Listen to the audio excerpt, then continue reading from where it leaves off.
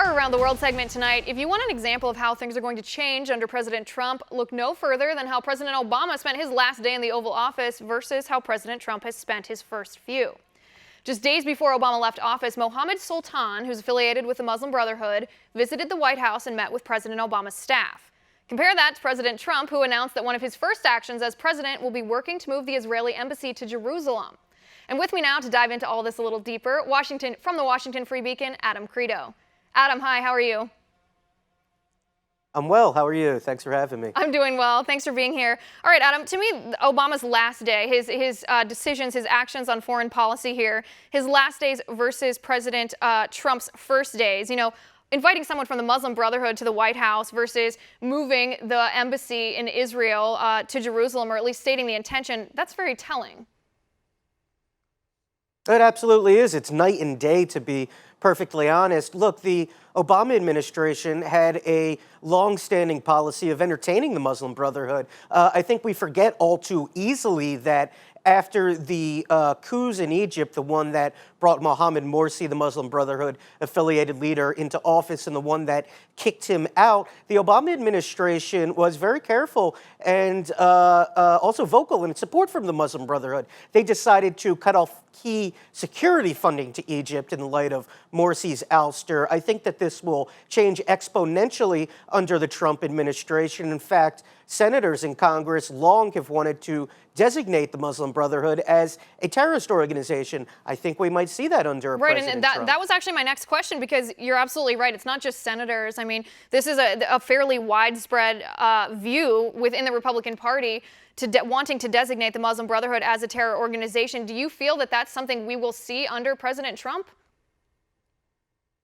I think it's certainly possible. There's more momentum for it now. And you're right, Republicans have been working on that for quite some time. But I think we should remind everyone that the United States is actually behind the curve on this one. Israel, Egypt, many other countries in the Middle East already have designated the Muslim Brotherhood as a terrorist organization. I think it's well timed that the United States follows suit. We could see similar action with the IRGC, that's Iran's fighting force and the prominent group that wages terrorism across the globe, honestly, and they are not right now designated by the U.S. The Obama administration will never actually answer my question when I ask them often whether they were willing to designate the IRGC. Again, I think it's going to be night and day with President Trump. Right. Well, you let us know when you hear back from the Trump administration, because my bet after watching Sean Spicer for these first 2 days is that he'll be a little bit quicker in returning your emails.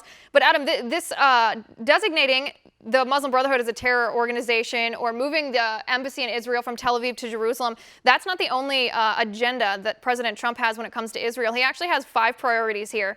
The first of which is to signal the Palestinian Authority to stop targeting Israel, to stop wanting to wipe them off the face of the earth. The second one being to reverse the UN resolution that basically declares Israel to be international lawbreakers. Then, of course, moving the embassy.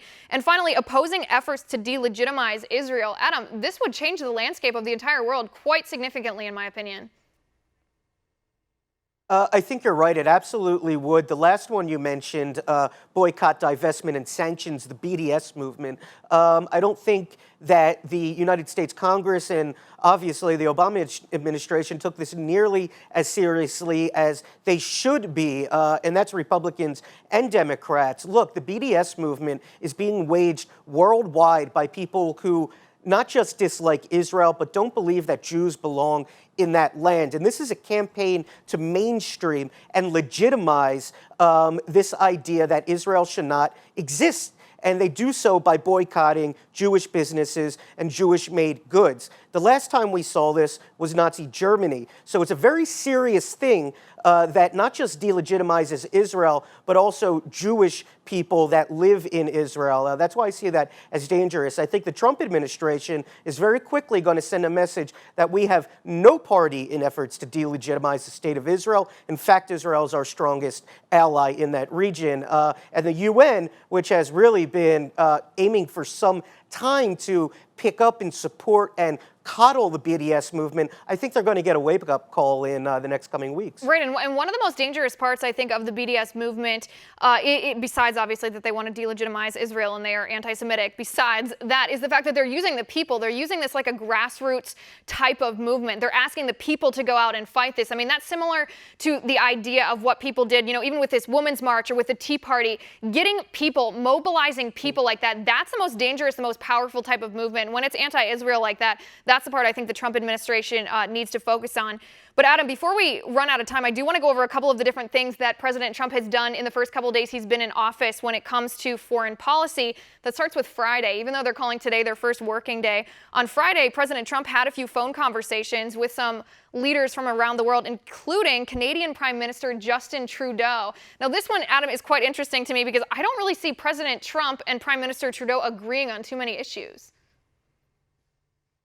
No, I think you're right about that. There's definitely a gap, but I do expect cordial relations with Canada to continue. Of course, our neighbors to the top, they're very important. And I think that Trump is communicating to leaders such as Trudeau, who might be more willing to adopt that liberal kind of perception that categorizes Israel as an occupier or a delegitimizing force in the region. I think that he's going to hammer very home. There's no stomach for this type of attitude. And I think that was actually reflected very much in the phone call with Bibi, Prime Minister Netanyahu of Israel. He invited him to the White House in early February and made very clear we are partners in the fight against Iran. That's very important. The Obama administration never said these words. No, in fact, I think one of the biggest differences is just going to be this president, this 45th president, isn't going to ignore when Netanyahu visits the United States. Adam, President Trump also spoke with Mexican President Nieto. He said that they talked about a meeting on trade on January 31st. Do you think they talked about the wall at all? I certainly hope that they did talk about the wall, but more broadly, I hope that they discussed the national security threat. This is not just illegal immigrants coming over the border. An open border means that terrorists also can use this as a weak spot. Terrorists like to probe the weak spots, and the southern border certainly is one of them. Iranian agents, Hezbollah, others are very clearly in Latin America. They have established bases. I've reported on this widely. Others have as well. So let's not fool ourselves into thinking that the southern border is just about illegal immigration. It's also a major national security gap. Right, and when you say let's not fool ourselves, I assume you mean don't let the Democrats fool you, because that's their talking point, that's their narrative, that if you want to secure the border, then you obviously oppose immigrants of any kind, even those seeking safety or seeking a better life, and that's not the case. There's a lot of danger that stems from that open border. Adam, we're out of time for today, but thanks so much for being here.